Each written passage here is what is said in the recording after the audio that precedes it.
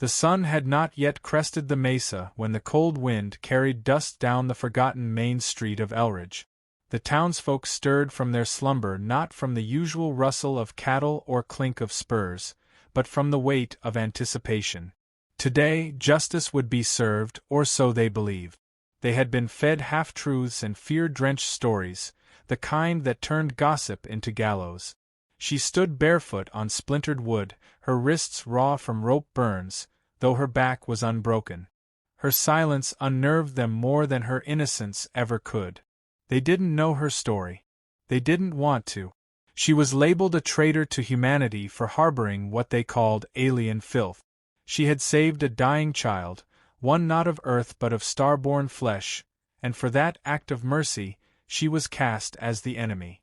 Her name had been stripped from the records. No appeals. No trial. Just a dawn execution and a salivating crowd craving spectacle.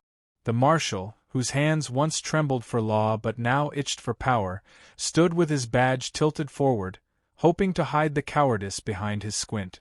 Beside him, the preacher whispered a prayer that stank of rot. Justice was no longer blind here. It wore a mask of authority and carried a ledger of blood. But miles away, across the fractured canyons and twisted metal bones of forgotten machines, the ground thundered with hooves. They whispered his name like a curse and a legend. They called him Writhe. No last name. No known origin. Just stories. Some said he'd once killed a warlord on Mars using only a shovel. Others swore he was half machine, built in the ruins of Saturn's moon to be a perfect executioner. But all agreed on one truth. Writhe was not a man you called, he was a force you survived. If he came for you, it meant you mattered. And if you stood in his way, you'd vanish like breath in winter. He hadn't ridden for years. Not since the Treaty of the Fractured Suns. Not since he buried the last of his crew under a sky that burned purple from nuclear fallout. But today he rode for one woman. Not because she needed saving, no, she never asked. He rode because no one else would. Because she was the only one who'd ever seen the real him and didn't flinch. Because long ago, when his hands dripped with war, she offered him water and told him he could choose not to be what they made him. She had risked her life to protect a child not of her kind. That was the kind of story humanity needed to remember. That mercy wasn't treason.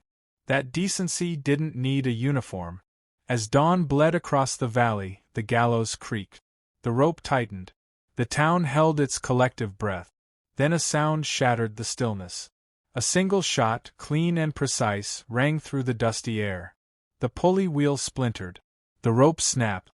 She didn't fall. She stood tall, rope still dangling from her wrists, her eyes locked on the horizon. And then they saw him. The figure on the black horse, revolver still raised, smoke curling like a vow from its barrel. Writhe said nothing. He dismounted with the grace of a man who didn't ask permission. The marshal reached for his weapon, but a second shot knocked the badge clean from his chest. Not blood. Just a warning. The townspeople parted. Fear, respect, and something older, recognition. They'd heard the stories, but now they saw the myth. He walked to her, untied the ropes himself. Not hurried, not gentle, just sure. When he offered her his hand, she took it not with desperation, but with defiance. "I came to claim what's mine," he said loud enough for them all to hear. "She's not a prisoner. She's my bride." Gasps spread like wildfire, but no one moved. No one dared. And in that moment, something shifted. Not just the power dynamic in the town, but in the hearts of those who watched. Because this wasn't just defiance. It was declaration. That mercy still had champions. That humanity hadn't surrendered completely to fear. That sometimes the most dangerous man in the galaxy didn't come to kill, but to protect. They left the gallows behind, its rope swaying like a relic of a past that had just been rewritten. Behind them, the preacher whispered another prayer. But this time, he wasn't sure if it was for the soul of the town or for the storm that had just walked through it. By the time the sun cleared the mountains, the dust had swallowed their tracks. But the legend had been carved. Not of a hanging. not of justice betrayed, but of a man who rode in at dawn, unmasked the lie, and reminded everyone watching what it truly meant to be human. The ride from Elridge was long, the silence between them longer. Neither needed to speak. The heat of the morning sun hadn't yet peeled back the chill of what almost was, a death avoided not by luck, but by force. She didn't ask why he came. She already knew. And he didn't offer explanations. He never did. They moved through canyons carved by forgotten wars, where bones of old machines lay half-buried beneath the sand, remnants of Earth's final stand against the collapse. These lands had once been soaked in fire. Now they held only quiet. Yet even in stillness, the wind carried whispers of surveillance drones and bounty scouts. The girl he rescued wasn't just a fugitive anymore. Now she was a symbol. Rytha had broken protocol by interfering with a sanctioned execution. The Unified Border Authority didn't take kindly to legends playing judge. In a post-Earth society where order was maintained through fear and sterilized justice, his actions were a declaration. And declarations had consequences. By dusk, they found shelter beneath the ruins of an old comms relay tower, its dish long twisted by time and orbital strike. She built a fire. He cleaned his weapon. She watched him, not with awe, not with fear, but with familiarity. As if she saw past the myth and into the weariness he wore like armor. "You've made enemies," she said, the fire crackling between them. "I always had them," he replied, loading a final shell into the revolver. "Now they're louder." The bounty came 2 days later. A fleet drone dropped a broadcast across every major outpost from the inner colonies to the ghost zones. Rytha disavowed. Armed. Dangerous. Accompanied by fugitive asset. Dead or alive, reward triples if neutralized with prejudice. The image they used wasn't his face. He had no known facial records, but a silhouette on horseback, a gun raised against the dawn. He chuckled when he saw it. She didn't. "They'll come in numbers," she said. "They always do. But this time was different. This time he wasn't alone. The first to follow were mercenaries. Not soldiers. Just opportunists with more courage than wisdom. They died quick. Efficient. Rytha didn't celebrate kills. He executed out of necessity, never cruelty. The girl buried the bodies while he watched the horizon. By the end of the week, word had spread that Rytha had claimed a bride and declared war on the UBA's gallows. What was once a quiet suppression became a loud resistance. Miners in the fractured belt stopped shipments. Colonists refused martial curfews. Messages passed in code across spaceports. "The Gunslinger has returned. He rides not for gold, but for us." They reached the outpost of Dust Spire under a moonless sky. It was a hidden trade hub built into the bones of a downed war freighter. The people there didn't ask questions, but their eyes held stories. They had heard the broadcast. They knew what he'd done. And for the first time in years, they saw in him not just vengeance, but hope. The girl moved among them quietly, offering help with old systems and healing those the outside world had left broken. She wasn't his burden. She was a force of her own. And they followed her just as quickly as they feared him. When the Authority scouts finally reached Dust Spire, they brought orders, not negotiations. Rytha met them at the edge of town, weapon holstered, hat low. "Hand over the asset," the commander barked. "You'll be granted leniency." Rytha said nothing. He didn't need to. His silence was a verdict. The scouts opened fire. They didn't leave. Afterward, the people of Dust Spire didn't speak of the fight. But they remembered what he said to the last man standing. "She's not an asset. She's the reason we're still worth saving." The resistance solidified. Other outposts began sending messages of allegiance. Those who remembered the horrors of the collapse saw in Rytha a spark they thought long extinguished. A man who refused to let the systems of control define morality. A gunslinger who rejected extinction through silence. The girl became known as the Fire Bride, not for destruction, but for the warmth she brought to the frozen convictions of those who'd given up. Her name, long erased, began to spread again in whispered oaths and coded files. The authority tried to cut off the signals, but they multiplied faster than they could erase them. On the 7th night, a shuttle landed unannounced. A diplomat stepped out. A woman who had once served on the Interplanetary Tribunal. She asked not for surrender, but for terms. "We can't let this grow," she said. "It's already grown," the girl replied. Rytha stood behind her, silent as always. "You know what you're doing?" the diplomat asked her.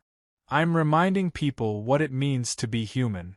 That night, the stars overhead flickered, whether from distant warships arriving or satellites repositioning for better aim, no one could say. But Rytha watched the sky with the same calm he always had, revolver resting on his knee. He knew the peace wouldn't last. They had sparked something uncontrollable, a myth given breath, and the authority feared myths more than they feared armies. Because armies could be bought. Myths lived forever. When the next assault came, it wouldn't be mercenaries. It would be fleets, black flag dreadnoughts and mindless drone swarms designed not to kill, but to erase. Still, neither of them wavered. Not because they believed they would win, but because they knew if they didn't stand, no one else would. And if no one stood, then maybe humanity had already lost itself long before the hangings, the silence, the fear. They didn't need to become symbols. They already were. And symbols don't retreat. The sky was red when the authority came in full. Not with warnings or demands, but with absolute intention. Orbital fire rained down around the hidden valleys of Dust Spire, scorching rock and sand alike. Communications were severed. Satellites blinked out one by one. Whole outposts that had sworn quiet allegiance to Rytha and the girl vanished from the grid within hours. It was no longer a pursuit. It was eradication. The cost of defying order was now on full display. Rytha stood at the center of the ruined freighter's skeleton, hands coated in dust and blood, not his own. He had already sent the children away through the canyon pass, escorted by smugglers who once feared him but now called him a brother. The girl worked beside him, routing old systems into power, splicing cables with worn fingers, never stopping, never hesitating. She didn't wait to be saved. She never had. The first wave hit at dawn. Black-clad enforcers dropped from stealth crafts, armed with pulse rifles and synthetic hounds. They expected confusion. They found formation. Wraith's plan wasn't strategy, it was defiance sharpened into instinct. Each defense post was manned by former miners, exiled engineers, and farmers turned fighters. Not soldiers. Just people who remembered how to hold the line when all else failed. She moved among them, giving water, recalibrating weapons, whispering calm where there was none. They called her Fire Bride now openly, not for myth but for proof. It wasn't a battle. It was a warning writ in blood, that humanity's spirit couldn't be bartered for control. That one man and one woman could still stand against the weight of systematized fear and not flinch. By the third assault wave, they began targeting the relay cores, hoping to blind the town and break its voice. But she had already rerouted backup comms through scavenged Martian satellite fragments. Each failed attack only made her more precise, more relentless. She was no longer the girl on the gallows. She had become a signal, a broadcast of defiance in the language of hope. Rytha fought like he always had, without ceremony, without waste. 1 shot per movement, his revolver reloading faster than reason allowed. His name passed through enemy ranks like a death sentence. They tried to flank him. They failed. They tried to overwhelm him. They fell. Even in silence, he taught. Even in recoil, he remembered every person who had once looked to him and found courage. And now they were all watching again. But legends only last so long in flesh. By the 4th hour, Rytha was wounded. A pulse blast to the ribs. A shard embedded in his thigh. Still, he moved. Still, he fired. The girl dragged him behind cover, voice low, calm over the chaos. He shook his head, blood in his teeth. Not yet. You can't fight forever. I don't need forever. Just long enough. In orbit, the flagship Consensus powered its central cannon. This wasn't about victory anymore. It was about erasure. The Authority had calculated the risk. If Dustspire survived, the myth would become revolution. And revolutions didn't die in silence. Rytha stood again. The wound didn't matter. The pain was distant. All that remained was purpose. He climbed the freighter's upper scaffold, limping through the smoke. She followed, against his orders. She always had. Together, they reached the array tower. The signal needed to be sent. Not just to warn others, but to ignite them. The truth had to spread, unfiltered. She activated the sequence, hands dancing across rusted keys and sparking circuits. A voice, hers, carried across systems in every language the Authority had tried to erase. We are not broken. We are not yours. We remember what it means to be human. And we will not kneel. The Authority opened fire. The tower exploded in a column of flame and ash. And then, silence. But not silence born of defeat. Silence born of transmission. Across the colonized belts, in the ice domes of Europa, in the floating cities of Venus Cloud Line, in the buried dens of Io's rebellion cells, her message played. Again. Again. Again. Faces lifted. Hands clenched. Eyes narrowed. It wasn't just about Rytha anymore. It wasn't just about her. It was about all of them. The Authority denied the incident. Released falsified footage. Blamed pirates. But it didn't matter. The story had already escaped. They said a gunslinger rode through fire to save a woman no one else would. That he claimed her not as property, not as reward, but as equal, as partner, as future. They said she rebuilt a town while under siege, rewired ancient satellites, healed wounded strangers, and turned a noose into a beacon. They said they both died in that tower. Others say they lived, vanished into the mines of Vega or deep within the derelict stations of the Rim. But whether breathing or ash, they had already become more than living things. They had become what fear couldn't destroy. Children on border worlds now wore wide-brimmed hats. Old men whispered their names before joining smuggling runs. A symbol now carved into hidden walls, a noose cut in half. Under it, one word. Rytha. And under that, another. Human. This wasn't rebellion. This was reminder. That kindness wasn't weakness. That resistance could wear a soft voice. That humanity hadn't forgotten what it meant to choose compassion over compliance. And somewhere, beyond the range of any scan, two shadows ride the dust again. One with a revolver. One with fire in her eyes. And behind them, not silence. Hope.